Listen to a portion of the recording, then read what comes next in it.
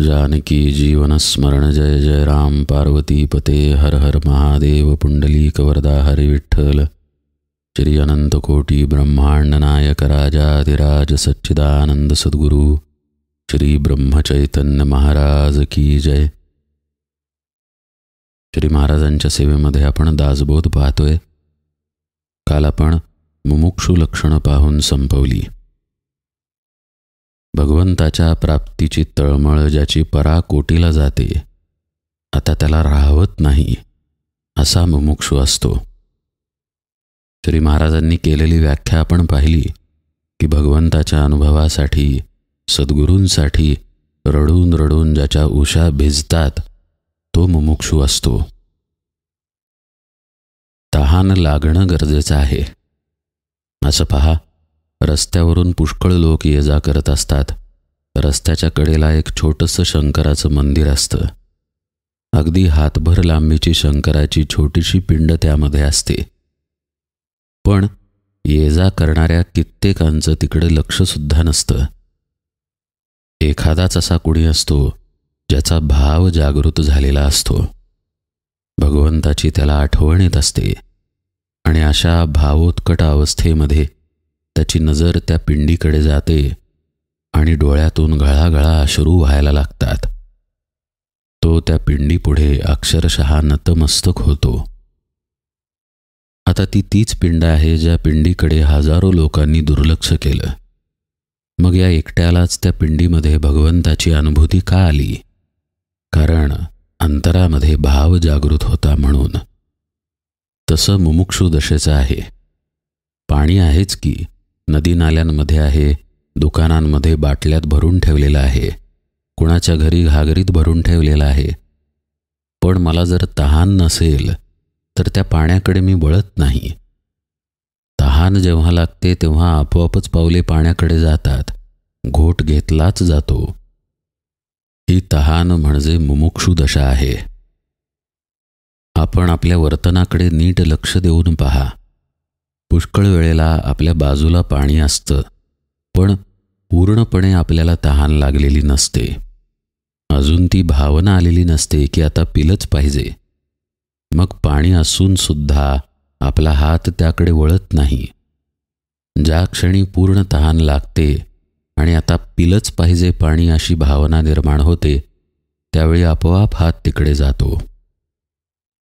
तसं देव आहे, भगवंताचे अनुभव आहेत, ते अनुभव आलेले संत साधू लोक आहेत, सद्ग्रंथ आहे, सर्व काही आहे। पण जोपर्यंत त्याची नड भासत नाही तोपर्यंत मनुष्य तिकडे वळत नाही।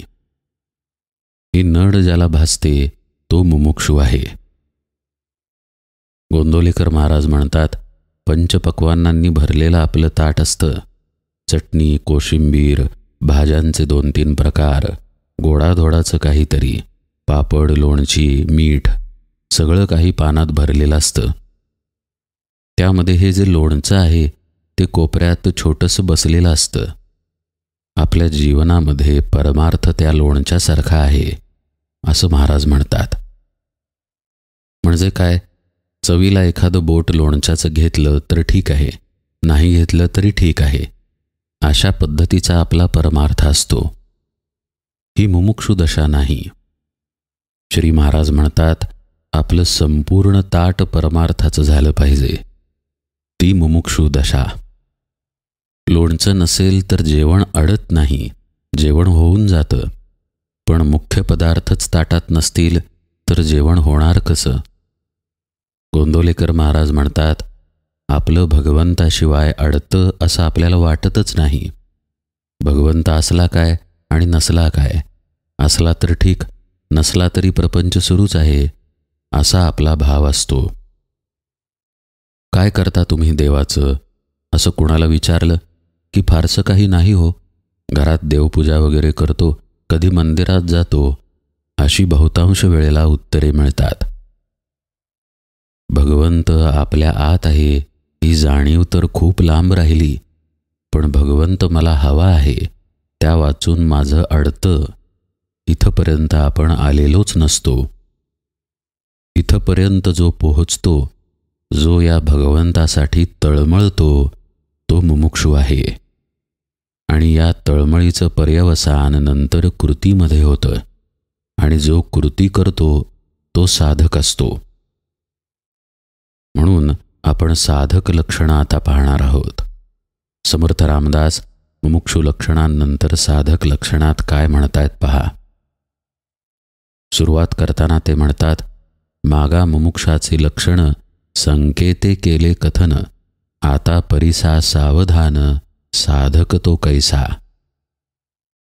साधक लक्षण ऐकण्याआधी मुमुक्षू लक्षण नीट पाहून घ्या, हेही समर्थांना सुचवायचं आहे. आणि सावधानतेनं साधक लक्षण ऐका, हे तर ते स्पष्टपणे सांगतातच. म्हणूनच आपण साधक लक्षणांकडे वळण्याआधी मुमुक्षत्व काय आहे हे थोडक्यात पाहिलं. तहान लागणं हे मुमुक्षत्व आणि प्रत्यक्ष पाणी पिण्याची क्रिया करणं ही साधक दशा आहे. समर्थ म्हणतात, अवगुणाचा करुनी त्याग, जेणे धरिला संत संग, तयासी बोलीजे मग साधक ऐसा. मुमुक्षु दशेमध्ये काय होत होतं, जे अवगुण आहेत त्यांची प्रकर्षानं जाणीव होत होती. हिमालयासारखे स्वतःचे अवगुण समोर दिसत होते. पण नुसते अवगुण दिसून काय उपयोग, जो ते अवगुण त्यागतो तो साधक आहे. संत संघाच्या बाबतीतही तेच. मुमुक्षुला सत्संगाचा हव्यास असतो, हे आपण मागच्या समासात पाहिलं. समर्थ म्हणाले पहा, आपणास निंदी सावकास, पोटी संसाराचा त्रास, धरी सत्संगाचा हव्यास, या नाव मुमुक्ष. पण हव्यासापुरतं मर्यादित राहिला तर तो मुमुक्षूच राहिला. जो प्रत्यक्ष संत संग करतो तो साधक आहे, असं समर्थ आता म्हणतायत. म्हणजे अर्थ काय झाला, जी तळमळ उत्पन्न झाली ती तळमळ जेव्हा शमवण्याची कृती केली जाते तेव्हा तो साधक ठरतो. जोपर्यंत ही कृती नाही तोपर्यंत तिथे साधक दशा नाही.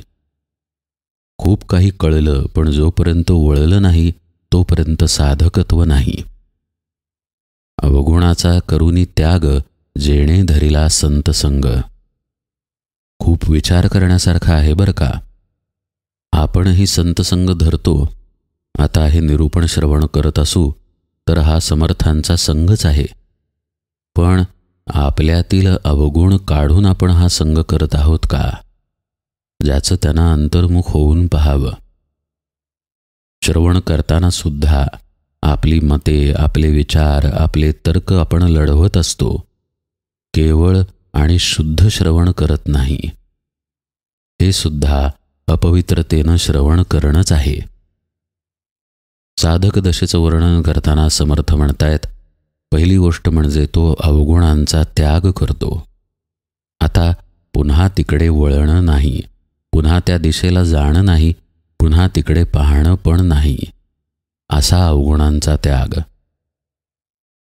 अवगुणांगी असणे हा काही गुन्हा नाही. आपण मनुष्य जन्माला आलेलो आहोत तर आपल्यामध्ये अवगुण असणार, इच्छा, कामना, वासना, षड्रिपू असणार, हे संत चांगलेपणानं जाणून आहेत. अहो, जे संत त्रिकाल ज्ञानी आहेत, ब्रह्मज्ञानी आहेत, त्यांना आपल्यातील अवगुण माहीत नसणार का. गोंदवलेकर महाराज म्हणतात, समोरच्यामध्ये अवगुण आहेत हे ओळखूनही त्यात माझा राम आहे हे मी पाहतो आणि त्याला मी जवळ करतो. आपली जबाबदारी ही आहे की आपण अवगुणांकडं पुन्हा वळून न जाणं. श्री महाराज एके ठिकाणी असंही म्हणतात, झालेलं आता मागं सोडावं आणि पुढे निघून जावं.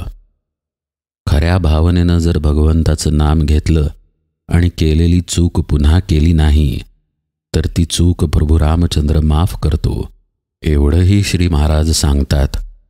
महाराज म्हणतात, भगवंत दया सिंधू आहे. आपण मात्र काय करायला जातो, जसं व्यवहारामध्ये लोकांशी लबाडीनं वागतो तसंच परमार्थामध्ये सद्गुरूंशी, भगवंताशी लबाडी करायला जातो. अवगुणांचा त्याग करतो म्हणजे मग परत तो त्या दिशेला जातच नाही आणि असा शुद्ध होऊन तो संत संग धरतो. जेणे धरिला संत संग असे शब्द आहेत समर्थांचे. नाहीतर संत संग आहेच की जगामध्ये. वेगवेगळ्या ठिकाणी संत सत्पुरुष कार्य करत आहेत. पूर्वीच्या काळीही होते, पण पूर्वीच्या काळी त्यांच्याकडे न जाणारे सुद्धा होते.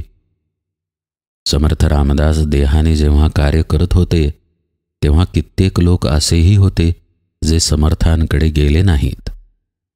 याचा अर्थ असा की संत जिथे आहेत तिथे आपल्याला जावं लागतं. यालाच धरीला संत संग असं म्हणतात. ही स्वइच्छेने करण्याची कृती आहे. आपली मते, आपला अभिमान, आपल्या अहंकाराचं ओझं बाजूला ठेवावं लागतं आणि संतांना शरण जावं लागतं. ही करण्याची कृती आहे. करण्याची कृती केली की जे घडायचं आहे ते आपोआप घडून येतं. देहभाव जाणे आणि आत्मदर्शन होणे ही घडणारी गोष्ट आहे. ही केली जाणारी गोष्ट नाही. केली जाणारी गोष्ट आहे ती म्हणजे साधना, ती म्हणजे संत संग. हे जो करतो तो साधक असतो. नीट समजून घेऊया आपण. काही गोष्टी आपोआप घडतात पहा. आंब्याच्या झाडाला आंबा आपोआप लागतो, पण त्यासाठी काही कृती करावी लागते. त्या आंब्याचं रोप म्हणा, कलम म्हणा, बी म्हणा, रुजवावं लागतं. त्याला सांभाळावं लागतं, खत पाणी द्यावं लागतं. त्या झाडावरती मोहर येणे आणि नंतर तिथे कैरी लागणे ही घडणारी गोष्ट आहे. आपण काही केल्यामुळं मोहर येणार नाही. आपण मोहरापाशी उभे राहिलो की कैरी हो, कैरी हो, तर त्याची कैरी होणार नाही. निसर्गानं घडायच्या वेळी ते घडून येतं, पण त्यासाठी करायचं ते आधी करावं लागतं. रोपट्याला सांभाळलंच नाही तर त्याला भविष्यात कैरी कुठून लागणार? हे सांभाळणं म्हणजे साधक दशा आहे. असं जो कृती करतो, पहिली कृती म्हणजे अवगुणांचा त्याग आणि दुसरी कृती म्हणजे संतांचा संग धरणे, हे जो करतो तो साधक असतो. संतांचा संग धरणे याचा आणखी खोलातील अर्थ आपण पाहूया. संत म्हणजे काय, फक्त देह आहे का? असं असेल तर सज्जनगडावरती समर्थ रामदास नाहीत, कारण त्यांनी तर देह ठेवला. गोंदवल्याला श्री महाराज नाहीत, कारण त्यांनी तर देह ठेवला. पण संतांचं अस्तित्व देहापुरतं मर्यादित नसतंच. ते देहामध्ये असतानाही ते मर्यादित नसतं आणि देह ठेवल्यानंतर तर नसतं. संत मुख्यतः त्यांच्या उपदेशामध्ये आहेत. त्यांनी दिलेल्या सांगितलेल्या साधनामध्ये आहेत. समर्थ रामदासच एके ठिकाणी म्हणतात, साधू दिसती वेगळाले परी ते स्वरूपी मिळाले. अवघे मिळोनी एकची झाले देहातीत वस्तू. देहातीत वस्तू म्हणजे काय, तर आत्मा. आणि कुठे संत मिळून गेले? स्वरूपी मिळाले. याचा अर्थ असा की सर्व संत आत्मरूपच आहेत. आत्म्याच्याच ठिकाणी सर्व संतांचं अस्तित्व आहे. मग त्यांचा संग धरायचा म्हणजे काय करायचं? तर आत्म्याकडे नेणारी वाट धरायची म्हणजे संत संग धरायचा.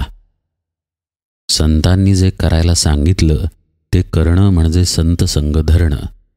त्यांनी जो उपदेश दिला त्या उपदेशाला अनुसरणं म्हणजे संत संग धरणं. इथेही पहा, ही ऐच्छिक करण्याची कृती आहे, घडणारी गोष्ट नाही. पुष्कळांच्या बोलण्यात येतं पहा, महाराजांची इच्छा असेल तेव्हा गोंदवल्याला जाणं होईल, बोलावणं आलं तर जाणं होईल, महाराजांची इच्छा असेल तेव्हा नामस्मरण घडेल. हे आपले गोड गैरसमज आहेत, अभिमानानं होणारे गैरसमज आहेत. महाराजांकडं जाणं म्हणा किंवा महाराज ज्या पद्धतीनं नामाचा अभ्यास करायला सांगतायत तो अभ्यास करणं म्हणा, ही कृती आधी शिष्याला करावीच लागते. ही कृती जो करतो तो साधक आहे. कृती केल्यानंतर जे घडायचं आहे ते महाराजांच्या कृपेनं घडतं, ही सुद्धा वस्तुस्थिती आहे. जसं आपण मगाशी आंब्याचं उदाहरण पाहिलं. आपल्या सामर्थ्यानं कैरी लागत नाही झाडाला, पण रोपाला सांभाळण्याची कृती मात्र करावी लागते. त्याचप्रमाणे जो साधनेची कृती करतो तो साधक असतो. अवगुणांचा त्याग करून संत संग जो प्रत्यक्ष धरतो तो साधक असतो. तुकाराम महाराज एका अभंगामध्ये म्हणतात, गोडधोड खायचं तुला कळतं, पण भगवंताचं नाम घ्यायचं कळत नाही. सुंदर बायको मिळावी हे तुला कळतं, पण भगवंताचं नाम घ्यायचं कळत नाही. चांगली भरजरी वस्त्रे अंगावरती असावीत हे तुला समजतं, पण भगवंताचं नाम घ्यावं हे तुला समजत नाही. त्यांना काय सुचवायचं आहे? प्रत्येक गोष्ट आपण स्वेच्छेने करतो ना, विषयात स्वेच्छेने गुंतून राहतो, ते मात्र तुला कळतं आणि भगवंताचं भजन करताना मात्र तुला आळस येतो, असं तुकाराम महाराज म्हणतायत. ते हेच सुचवतायत की जसं आपण स्वेच्छेनं कर्म करून विषयात गुंतलेलो आहे, तसंच साधनेचं कर्मही स्वेच्छेनं कर, म्हणजे साधनात गुंतशील आणि मग त्या साधनेमुळे गुरुकृपा होऊन विषयांमधून बाहेर येशील. एकूण काय, आधी ते करणं गरजेचं आहे आणि मग घडणारं घडून येतं, ही परमार्थातील वस्तुस्थिती आहे. म्हणून साधक लक्षणात समर्थ म्हणाले की नुसते अवगुण कळून उपयोग नाही, तर त्यांचा प्रत्यक्ष त्याग मनापासून केला गेला पाहिजे. अवगुणाचा करुणी त्याग, घडता त्याग असं म्हटले नाहीत ते, करुणी त्याग. तो त्याग करावाच लागतो. जेणे धरिला संत संग, हा संत संग धरावाच लागतो. तो घडेल म्हणून बसून चालत नाही. बोलवणं येईल महाराजांचं तेव्हा गोंदवल्याला जाऊ असं म्हणून तिथं चालत नाही. उठून गोंदवल्याला जावं लागतं. सद्गुरू भेट घडेल म्हणून श्री महाराजही नाम घेत बसले नाहीत. ते गेले आणि तुकामाईंना जाऊन भेटले. तुकामाईंचा संग त्यांनी धरला. असंच परमार्थामध्ये आहे आणि असं जो कृती करतो तो साधक आहे. तयासी बोलीजे मग साधक आयसा. इथपर्यंत सांगून समर्थ थांबत नाहीत. पुढे ते म्हणतात, जो संतांशी शरण गेला संतजनी आश्वासिला, मग तो साधक बोलिला ग्रंथांतरी. गेलो गोंदवल्याला पण तिथं शरण आलो नाही तर उपयोग काय? आणि महाराजांच्या वचनांमध्ये आश्वासिलो गेलो नाही तर उपयोग काय? म्हणूनच आधी हा अभिमान टाकण्याचा अभ्यास करणं गरजेचं आहे. आपण कुणीतरी आहोत, आपल्याला काहीतरी कळतं समजतं, या भावातून बाहेर येऊन संतांकडे आधी जावं लागतं. गेल्यानंतर त्यांना शरण जावं लागतं. श्री महाराजांकडे गेला आणि महाराजांची परीक्षा पाहायलाच गेला तर त्यानं संत संग धरला का? असे पुष्कळ भेटले श्री महाराजांना. त्यांना श्री महाराजांनी दयेनं जवळ केलं हा भाग वेगळा, पण जो अशा भावानं जातो त्याला जसा संत संग घडत नाही, तसंच जो आपल्या अभिमानाचं गाठोडं घेऊन संतांकडे जातो त्यालाही संत संग घडत नाही. तिथे जाऊन शरण जाणं आवश्यक आहे. मी कुणी नाही, तुम्ही आहात आणि असेनच तर मी तुमचा आहे, असा भाव तिथे आवश्यक आहे. आणि हा भाव आतून असावा, केवळ शाब्दिक नसावा. शाब्दिक बोलायचं मी महाराजांचं आहे आणि मनात मात्र विषयाचं चिंतन, कृती मात्र अशी जी महाराजांनी सांगितलेल्याच्या अगदी विपरीत, तर त्याला शरणागती म्हणत नाहीत. शरणागती हा भावाचाच प्रकार आहे. ती आतून असावी आणि अशी ज्याची असते तो साधक आहे, हे समर्थांना सांगायचं आहे. आणि त्यानं कसं असावं तर संतजनी आश्वासिला. गेलो आहे श्री महाराजांकडे तर त्यांच्या वचनावरती पूर्ण विश्वास पाहिजे. त्या वचनांमध्ये आपण आश्वासिलो असलं पाहिजे. मी तुझा आहे, तुला मी सांभाळलेला आहे, असं जर श्री महाराज म्हणाले तर त्याच्यावरती विश्वास पाहिजे. मागे निरूपणात आपण भाऊसाहेबांचं उदाहरण पाहिलं पहा. दुर्धर आजार भाऊसाहेब केतकरांना झाला. ते बेलसरेंना म्हणाले, महाराजांना सांगा. आता महाराज देहात नव्हते, महाराजांचा फोटो होता. बेलसरेंनी फोटो पुढे उभं राहून जे भाऊसाहेब सांगत आहेत त्याप्रमाणे महाराजांना सांगितलं. भाऊसाहेब म्हणाले, श्रींना सांगितलं ना, आता आपलं काम झालं. याला म्हणायचं संतजनी आश्वासनं. ते आहेत आणि ते सांभाळतात या शुद्ध भावामध्ये राहणं. शुद्ध हा शब्द आहे बरं का, तिथे जरासुद्धा अशुद्धता चालणार नाही. श्री महाराज म्हणतात ना, तू फक्त राम म्हण, बाकीचं मी सगळं करतो. तर याच्यावरती पूर्ण भरवसा ठेवून भगवंताच्या नामात स्वतःला विसरणं, याला म्हणायचं संतजनीय आश्वासिला. हे घडणं अपेक्षित आहे. अलीकडची पायरी पहा, अवगुणांचा त्याग केला आणि संत संगत धरला. पण पुढील गोष्ट जर केली नाही, संत संगत धरून वेगळंच काहीतरी करायला लागलो तर शरणागती येणार कशी? संत संगती धरल्यानंतर तिथं शरण जाणं आणि त्यांच्या वचनांमध्ये विश्वासानं राहणं, हे ज्याचं घडतं तो साधक आहे असं समर्थ म्हणतायत. ते म्हणतात, मग तो साधक बोलिला ग्रंथांतरी. सर्व ठिकाणी यालाच साधक म्हणतात, जो अशा पद्धतीनं अनन्यतेनं सद्गुरूंपाशी राहतो, त्यांचा संग धरतो आणि ज्या अवगुणांचा त्याग केलेला आहे तिकडे पुन्हा वळून जात नाही. अशाचा मग आता प्रवास सुरू झाला, स्वतःच्या आत शिरण्याचा. आजपर्यंतचं जीवन इंद्रियाधीन पद्धतीनं, विषयासक्त पद्धतीनं जगणं होत होतं. आता सद्गुरूंनी आत वळवलं, साधना दिली आणि मग जीवनाची दिशा पालटली.